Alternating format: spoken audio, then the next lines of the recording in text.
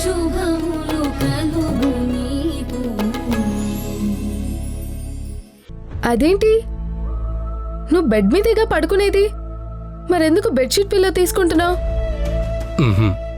నేను బెడ్ మీద పడుకోవట్లేదు, బయట పడుకుంటున్నాను.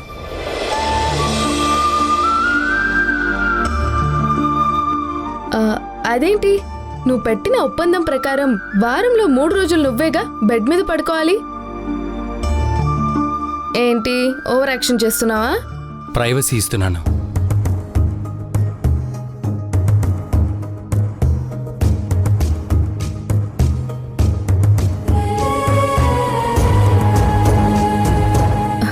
ఏంటి?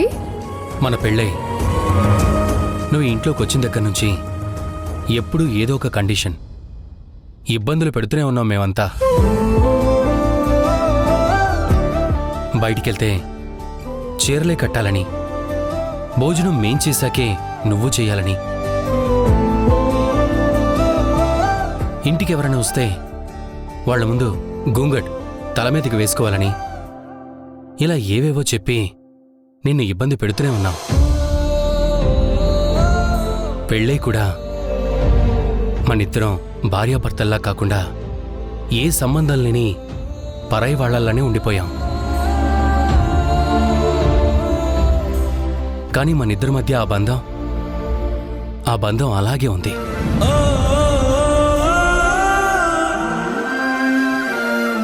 కాబట్టే ఇద్దరం ఒకే గదిలో పడుకుంటున్నాం.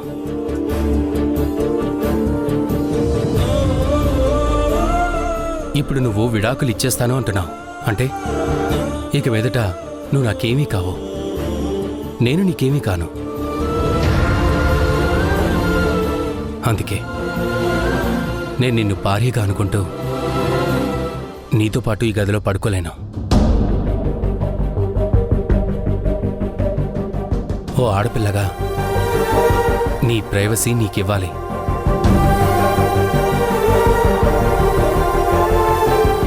Good night. ఏ లొట్టి, ఏంటి నీ మాటల్లో ఏంటంత డెప్త్ వినిపిస్తుంది? అవి నిజంగా నువ్వే చెప్తున్నావా? విడిపోతున్న మనిషి ముందు నటించి నమ్మించడానికి ఏముంటుంది?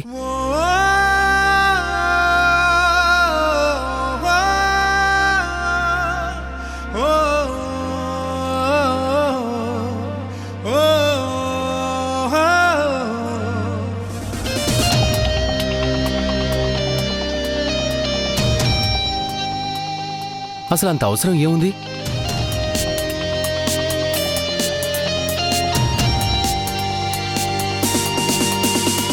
దూరంగానే ఉంటా, నువ్వు కందేమంటై చేరగా, దీపంలా చూస్తుంటా, నడిరేయంతా నీ తోడుగా, కనకనాన్ని రగిలిస్తున్న చలి సంకెళ్ళు తెగెట్టుగా. వీడేంటి విచిత్రంగా ప్రవర్తిస్తున్నాడు? ఏమైంది?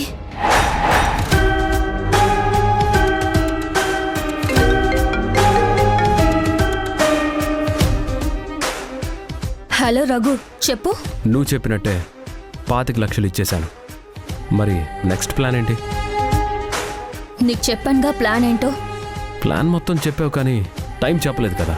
ప్లాన్లో ఒక్కో పార్ట్కి ఒక్కొక్క టైం లేదు రఘు. దాంట్లో ఏవేవి ఎప్పుడెప్పుడు చెయ్యాలో కరెక్ట్ అనిపిస్తే అలా చేసుకుంటూ వెళ్ళిపో. అయితే రేపు మళ్ళీ ఆ కృష్ణ తులసి ఇంటికి వెళ్ళిపోనా? వెళ్ళిపో. వెళ్ళి నీకు చెప్పిన దాని ప్రకారం మాట్లాడేసి. Okay, good night.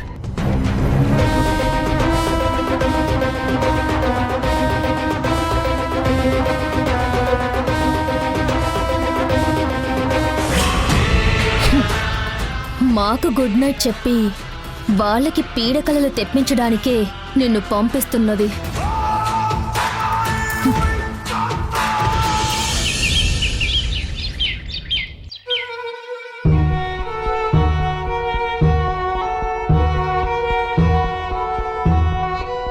నువ్వు నేరం చేశావని నీ అంతటా నువ్వు ఒప్పుకుంటే నీ ఒక్కదానికే శిక్ష పడుతుంది. ఆ నేరంలో వీళ్ళందరి ప్రమేయం ఉందని నేను ప్రూవ్ చేశానంటే వీళ్ళందరికీ శిక్ష పడుతుంది. అనూష గారు చెప్పినట్టు నేరం ఒప్పేసుకుంటే నిజంగానే నా వాళ్ళు సేఫ్ అవుతారా? నాకు తక్కువ శిక్ష పడుతుందా?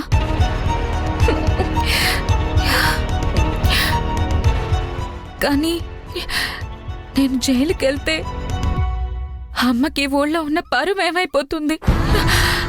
అక్కల్ని హాసినిని జనం ఎలా చూస్తారు?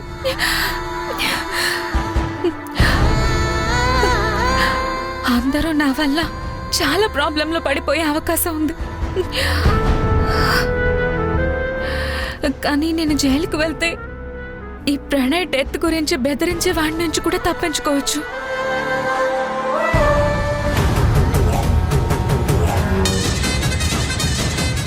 చా, నేను ఇప్పుడు ఆ పోలీస్ స్టేషన్కి వెళ్తే వాళ్ళు నన్ను ఇరికిస్తారేమో. ఒకవేళ నన్ను ఇరికిచ్చేస్తే ప్రణయ్ గడు బతికే ఉన్నాడని తెలిసిపోతే అమ్మో, వాడితో పాటు నేను జైలుకి వెళ్ళాల్సి వస్తుంది. నేను దొరకకూడదు. కొన్ని రోజులు ఎక్కడికన్నా వెళ్ళిపోవాలి. కానీ వీడిని డబ్బులు అడిగితే ఇవ్వట్లేదు. ఏం చేయాలి?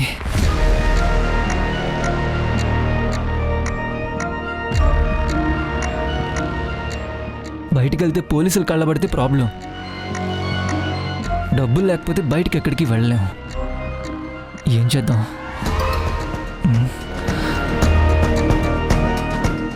ఎస్,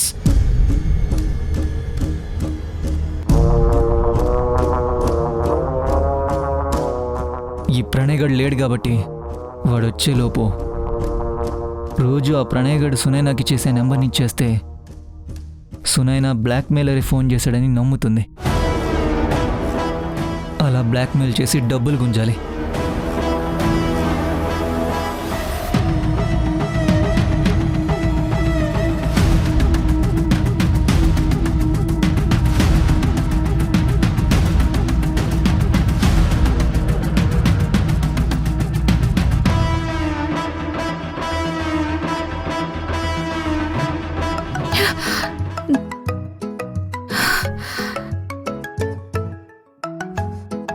నేను అసలు ఇంత టెన్షన్లో ఉంటే వేడి టార్చర్ ఒకటి.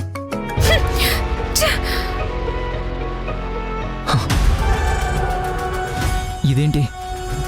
ఆ ప్రణయ్ గడు వచ్చే లోపల ఫోన్ మాట్లాడదామంటే ఫోన్ కట్ చేస్తుంది ఏంటి?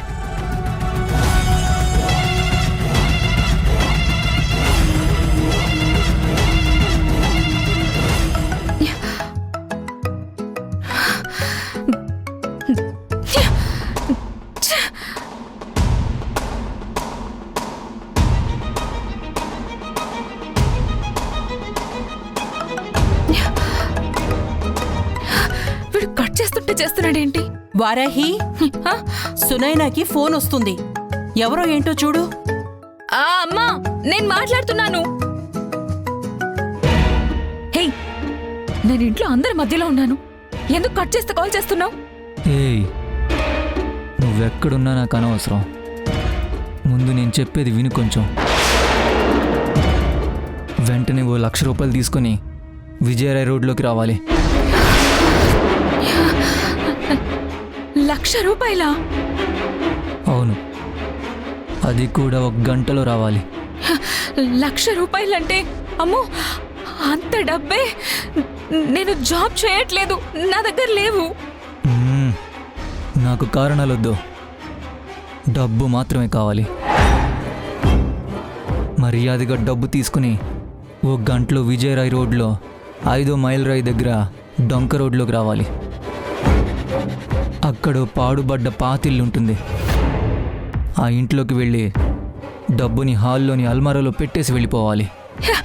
డబ్బులు లేవంటుంటే తీసుకొని రమ్మంటావేంటి?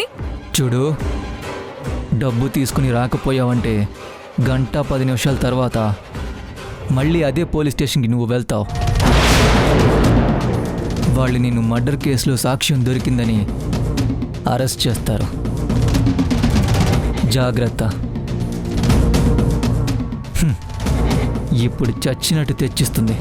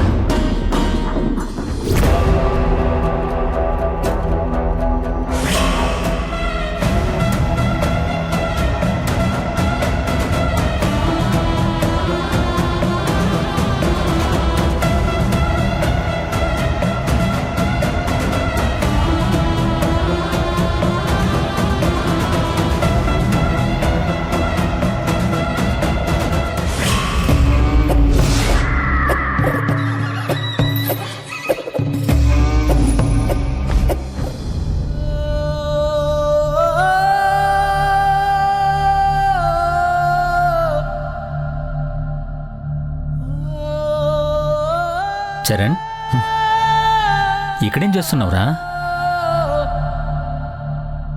డాడ్, నా వల్ల కావట్లేదు డాడ్. ఏమైందిరా? నేను ఇంకా ఇక్కడ ఉండలేను డాడ్. ఈ స్కూల్ రెస్పాన్సిబిలిటీ తీసుకోలేను. అరే, ఏమైందో చెప్పకుండా ఏంట్రా ఈ శ్మశాన వైరాగ్యం? నేను ఇక్కడికి వచ్చినప్పుడు చాలా హ్యాపీగా ఉన్నాను. అసలు నా మనసులో ఎలాంటి బరువు లేదు. నేను కావాలనుకున్నట్టు ఉండేవాడిని, నచ్చింది చేసుకునేవాడిని. No struggling, no conditions. ఎప్పుడూ ఒక ఫ్రీ బర్డ్లా చాలా హ్యాపీగా ఎగురుతున్నా తిరుగుతున్న నా లైఫ్లోకి వారాహి వచ్చింది. తన రాకతో నా ఆనందానికి అర్థం మారిపోయింది. నా సంతోషానికి సర్వం తనే అయిపోయింది. రే, ఇప్పుడు వారాహి ఎక్కడికి వెళ్ళిపోలేదు కదరా? నీ కళ్ళ ముందే ఉంది కదా, మరింత డల్ అవ్వాల్సిన అవసరం ఏంటి? లేదు డాడ్, వారాహి ఇక నాకు కనిపించదు. ఏ? తను జాబ్కి రిజైన్ చేసేసింది. వాట్? అవును డాడ్. అరుంధతి వాళ్ళ అప్పు తీర్చడం కోసం, రిటైర్మెంట్తో వచ్చే డబ్బు కోసం తన టీచర్ జాబ్ వదిలేస్తుంది. చచ్చా, వారాహి అలా ఎందుకు చేస్తుందిరా? మనం ఇస్తామన్న డబ్బు తీసుకోకుండా ఇలా ఎందుకు చేస్తోంది? నేనేం చేయను నాన్న, ఇప్పుడు నేనేం చేయను. తను నన్ను ప్రేమించట్లేదని అబద్ధం చెప్పినా తట్టుకున్నాను డాడ్. నన్ను పెళ్లి చేసుకున్నాను చెప్పినా నా కళ్ళ ముందే ఉంటుంది కదా అని సర్ది చెప్పుకున్నాను. కానీ ఇప్పుడు నేను వారాహిని ఎలా చూడాలి? అసలు తనతో ఎలా మాట్లాడాలి? మాట్లాడకుండా చూడకుండా ఎలా ఉండగలను డాడ్? అసలు నేను ఎందుకు బతకాలి చెప్పండి? చరణ్, ఊరుకోరా. అసలు వారాహి ఎందుకు ఇలా చేస్తుంది? అందుకే డాడ్ ఇక్కడ ఉండలేను. నేను ఈ స్కూల్ కూడా రాలేను. ఫారెన్ వెళ్ళిపోతాను. నేను మళ్ళీ ఫారెన్ వెళ్ళిపోతాను డాడ్. చరణ్, నువ్వు ఇండియాకి రాకముందు, నీ స్టడీస్ అయిపోయాక, నీ ట్రిప్లు అయిపోయాక ఖచ్చితంగా ఇక్కడికి వచ్చేస్తావని ఎదురు చూస్తూ ఉండేవాణ్ణి. కానీ ఇప్పుడు నువ్వు ఎప్పటికీ తిరిగి రావని తెలుస్తుంటే ఎవరి కోసం నేను ఎదురు చూడాలరా? కానీ డాడ్, అసలు నా ప్రేమను బతికించుకునే దారే లేనప్పుడు నేను ఇక్కడ ఎలా ఉండగలను డాడ్? వారాహి నా లైఫ్లో ఉంటే ఎంత సంతోషంగా ఉంటుందో అసలు వారాహి లేదని తెలుస్తుంటే అంతకు రెట్టింపు పెయిన్ నాకు ఇక్కడ తెలుస్తుంది డాడ్. అసలు తన మనసులో నా మీద ప్రేమే లేదంటే ఓకే డాడ్. కానీ తన కళ్ళల్లో ప్రేమ, తన మాటల్లో ప్రేమ, తన చేతల్లో ప్రేమ, ఆఖరికి తనని తాకి వచ్చే గాలి కూడా నాకు చెప్పేస్తుంది డాడ్. తను నన్ను ఎంతగా ప్రేమిస్తుందో అంత ప్రేమని తన కుటుంబం కోసమే చంపేసుకుంటుంది. తన జీవితాన్ని బలి తీసుకుంటుంది డాడ్. రే, ఒక్కటి ఆలోచించరా. నువ్వు బయటవాడివి, నీ మీద ప్రేమ పుట్టింది. కానీ వాళ్ళు తనని కన్నవాళ్ళు, తోడబుట్టిన వాళ్ళురా. వాళ్ళ మీద ప్రేమ పుట్టుకతోనే ఉంటుందిరా. మరి వాళ్ళ కోసం నీ మీద పుట్టిన ప్రేమని త్యాగం చేయడం న్యాయమే కదరా?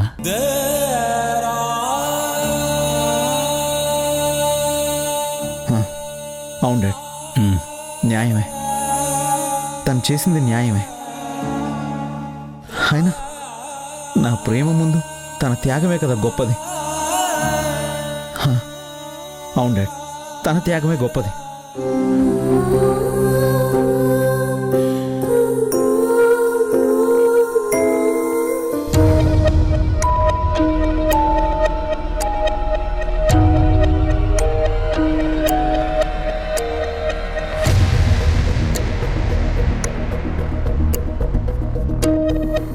గంట టైం పెట్టాడు, ఇప్పటికే 40 నిమిషాలు అయిపోయాయి. ఆ వీడియోని పోలీసులకు పెట్టేస్తాడా? అమ్మో, పెట్టేస్తే పోలీసులు ఇంటికి వస్తారు, నన్ను అరెస్ట్ చేసి తీసుకెళ్ళిపోతారు. ఆ తర్వాత అమ్మ వాళ్ళ పరిస్థితి.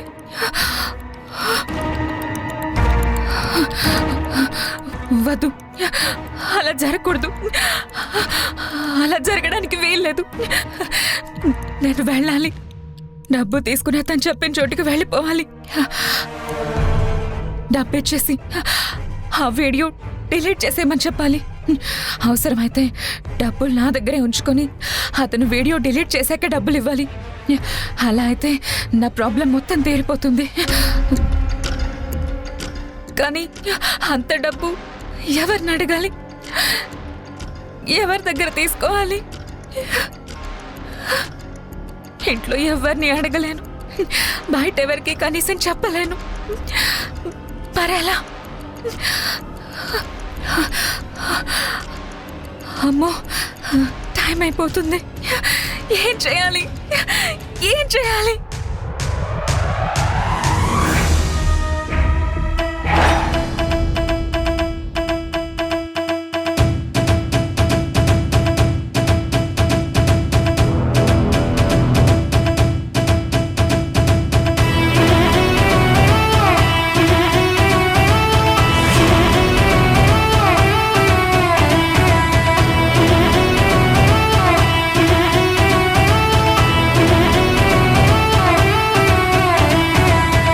ఈ చైన్ ఎలాగో మెళ్ళో వేసుకోవడం లేదు. ఇది తీసుకెళ్ళి అతనికి ఇచ్చేసి వీడియో డిలీట్ చేయమంటే, మరి అమ్మ తర్వాత అడిగితే అమ్మతో పోయిందని ఆ అబద్ధం చెప్పాలి.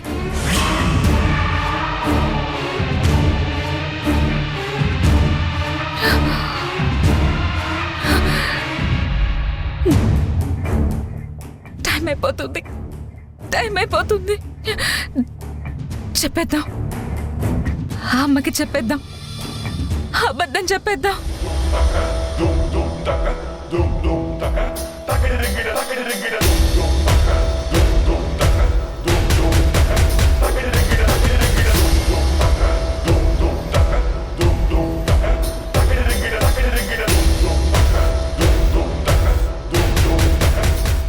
సునైనా,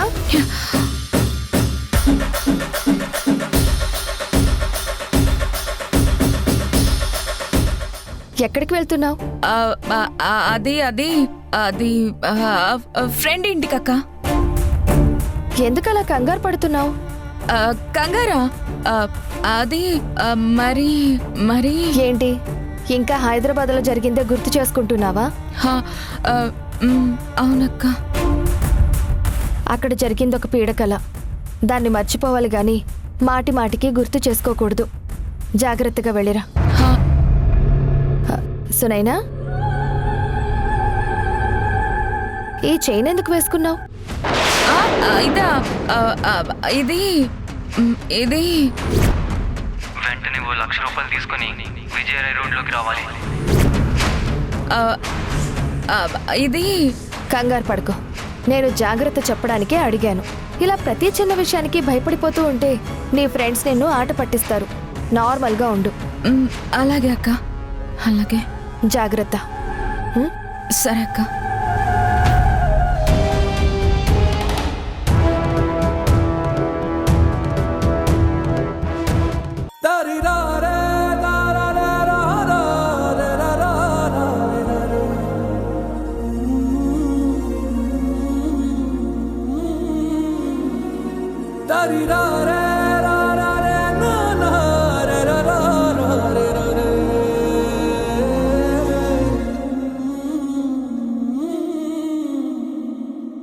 పసివాడి రెచ్చి చూస్తోందా బదులే రాని గతం, మగవాడి నిన్న మోస్తోందా ఎదుటే ఉన్న నిజం, జరిగినదా కలవరం, దొరికినదా ప్రియవరం, కనుతడిగా కరిగినదా ఎదగదిలో సమరం.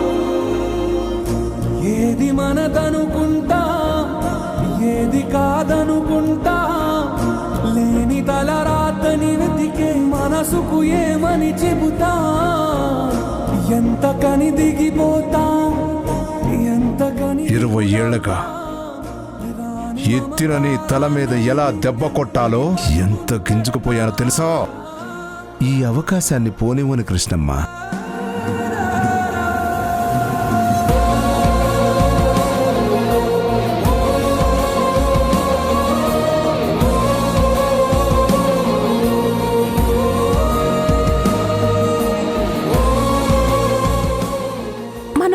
మీకిచ్చుకున్న 6 నెలల గడువు 2 వారాల్లోనే తీరిపోబోతుంది. అది తీరేలోపు మీరు నా బాకీ తీర్చాలి, లేదంటే మీరు మగ్గం ఎక్కడానికి వీల్లేదు.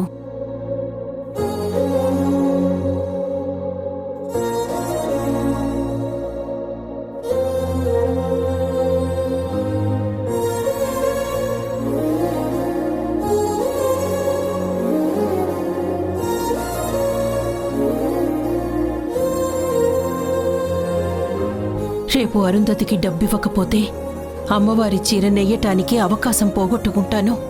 అది పోతే ఈ ఊళ్ళో బతకడం, మగ్గం చప్పుడు వినపడని ఈ ఇంట్లో బతకడం రెండూ అసాధ్యం. అయిపోయిందా? అంతా అయిపోయిందా?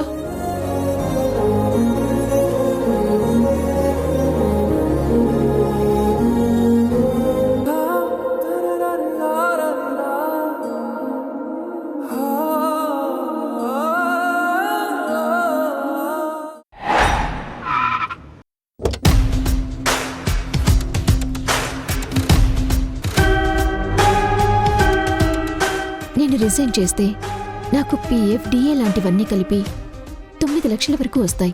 కానీ అవి వెంటనే రావు కదమ్మా. అందుకు అరుంధతి ఒప్పుకుంటుందా? ఒప్పుకోకపోతే మన ప్రాణాలు తీసుకోమందాం. ఎక్స్క్యూజ్ మీ, నా పేరు రఘు అండి. నేను పోచే కొడుకుని.